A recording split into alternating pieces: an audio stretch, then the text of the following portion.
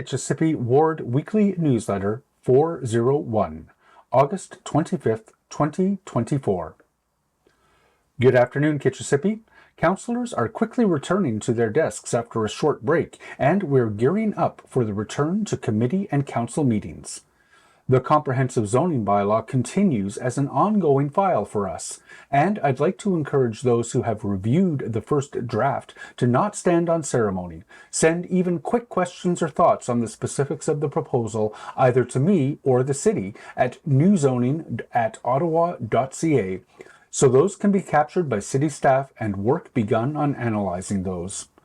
Planning staff have been clear with councillors and stakeholders that we're not looking for a one big submission approach, although that's welcome too. For my own part, I'm somewhat distracted at the moment and struggling to find time to do a thorough comparison between the new 2024 Provincial Policy Statement, PPS, that came out this week and the 2020 version.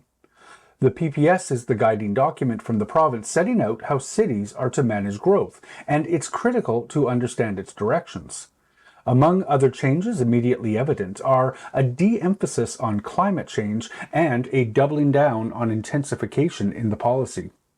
There's more specificity with respect to intensification being targeted to areas near transit, and I think it's interesting that specific mention is made of two hot topics that might not ordinarily be in a high-level policy document: student housing and redevelopment of things like shopping mall parking lots.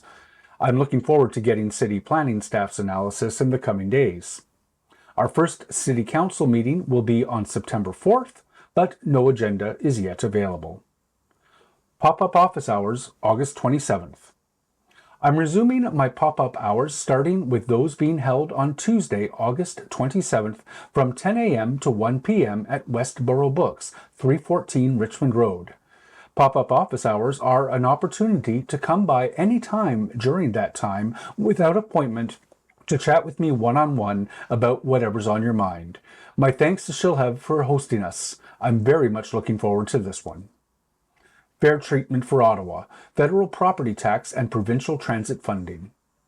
A couple of weeks ago, Mayor Sutcliffe set forth in unequivocal terms the lack of fairness with which our provincial and federal governments have been treating Ottawa. His focus was on two issues: the preferential treatment the federal government gives itself in determining how much it wants to pay us in taxes, and the inequitable treatment between the GTA and Ottawa with respect to transit funding. The consequences for Ottawa residents of this treatment are profound. We're facing a budget hole in the tens of millions of dollars as transit patterns have shifted, and it is of the utmost importance that these two issues be addressed urgently. But it's also key to know that whatever the city's current finances, these issues need to be addressed in any case. Fair is fair. The mayor has launched his own petition, and my urging to residents is to either sign it or to otherwise communicate to their MP or MPP their support for fair treatment for Ottawa. For 10 years, I've advocated for a different approach to the city budget than that which we've pursued. There's a lot I could say about our current situation. I'm not, however, going to. The mayor knows that he has my full support in seeking redress on payment in lieu of taxes and transit funding. These need to be solved as foundational issues to our city's sustainability, no matter how we've approached budgets in past or how we'll address budgets in future. The mayor's speech is available online, as is his petition. Watch the speech, and whether you use the mayor's petition or simply email your MP or MPP, I hope you'll support his and council's efforts in favor of fairness for Ottawa. Somerset West CHC supervised consumption site threatened to be shuttered. This week, Councillor Troster and I issued a joint statement with respect to the probable closure of the supervised consumption site at Somerset West Community Health Centre's Eccles location. The statement is as follows. This afternoon, we learned that the provincial government is poised to ban the supervised consumption site currently operated by the Somerset West Community Health Centre. While details will take a while to digest, it is apparent that the Ford government is preparing to remove funding from sites across the province deemed to be in what they have determined as too close proximity to sensitive locations such as daycares and schools. We unequivocally oppose banning a critical health service at SWCHC's Eccles site that saves hundreds of lives a year and that protects communities from the harms of unsupervised drug use. Supervised consumption sites are a critical approach to community well-being, providing facilities for the use of drugs that are supervised. The alternative to these sites is to move the use of drugs into unsupervised community settings. This will mean more overdoses and more deaths. We expect that if SWCHC loses funding, that we will see profound harm, both to people who use drugs and in the broader community. This threat to funding is not based in data or evidence. We recognize that some community members are uncomfortable with supervised consumption sites in their neighborhood and that the sites must be well managed. We further recognize the need, in addition to supervised consumption sites, for greater investment in treatment and mental health care. However, we cannot accept the loss of these services in our community, nor the impacts that this will predictably have on community safety. Simply put, people cannot recover from addiction if they are dead. We have already lost too many community members to overdoses. We need a both-and approach and not either-or. As the counselors for the 2 wards served by the supervised consumption site at SWCHC, we demand that the Ford government maintain its funding and allow it to continue to operate. Harm reduction saves lives. Hazardous Waste Depot at Tunney's. The City of Ottawa is hosting a household hazardous waste drop-off event on Sunday, September 8th at Tunney's Pasture.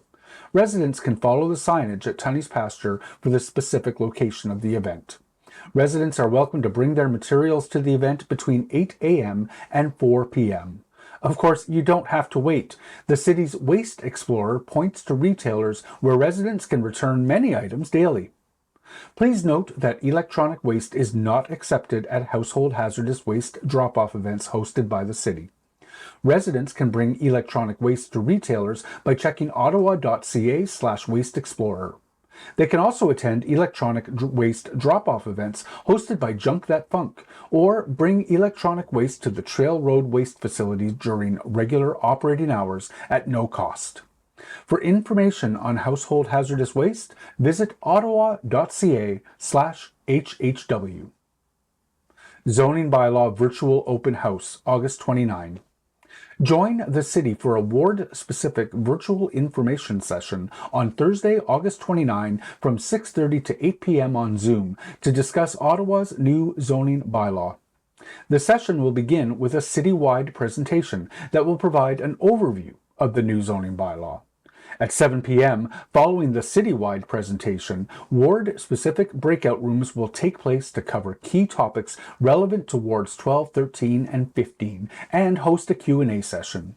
It's your chance to learn about the basics of zoning, key concepts of the proposed bylaw, and engage in further discussions where you will have the opportunity to ask questions and share your thoughts. To attend, please register at the link online. Committee of Adjustment, September 4th. Panel 1 of the Committee of Adjustment will meet on September 4 with a single application in our ward, but it's an interesting one. At 388 Richmond Road, the Scotiabank building, McDonald's is going to renovate the location for a new restaurant. The zoning would require 18 parking spots, and they're applying to vary that to 0. See the full details of the application in my newsletter. My team and I have done a bit of digging, uncertain why a restaurant of this size would require 18 parking spots, especially when, in 2017, Council undertook to remove the parking requirements for small stores and restaurants on our traditional main streets. McDonald's is getting caught here by the threshold for exemption from parking requirements. The second-level mezzanine at that building puts them over the threshold, and there is some question as to whether they are then required to provide the full parking or whether the majority of the space should still be exempt. I'll be interested to see how the committee rules. The city staff report is not yet available online.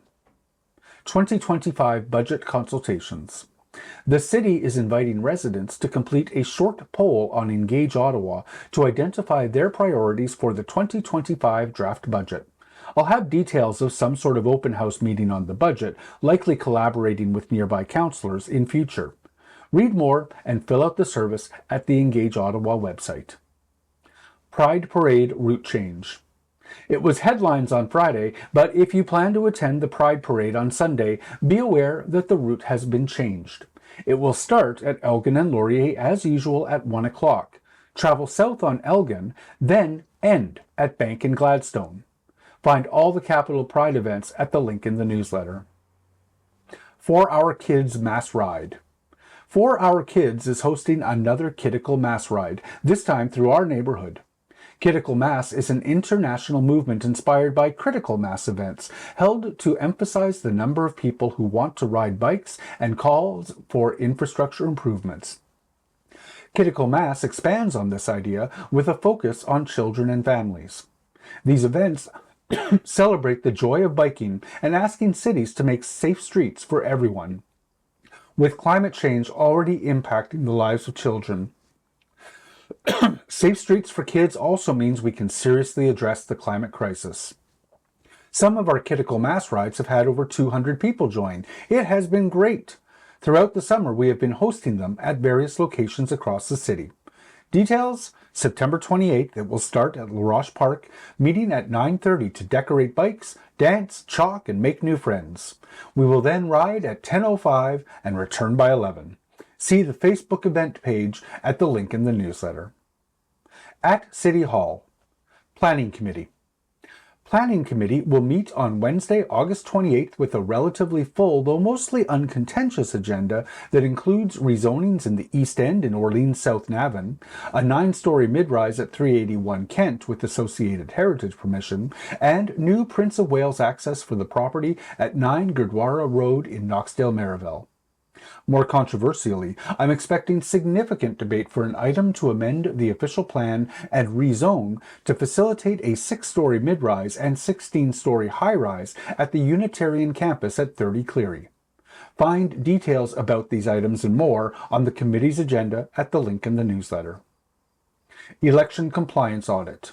The Election Compliance Audit Committee, made up of citizen members only, also meets on August 28th. They'll consider the findings of the audit into Horizon Ottawa's campaign finances and decide whether the city should undertake a legal proceeding against the organization. Find more information about that on the committee's agenda at the link in the newsletter. Light Rail Subcommittee. The Light Rail Subcommittee meets on Thursday, August 29th for an update on the Stage 2 Light Rail project. We're all hoping, of course, to hear that the final testing phase will launch as a precursor to putting the train into service. But we'll find out on Thursday if that's the case or not. The substantial update report is silent on when that might start. Read more on the committee agenda at the link in the newsletter.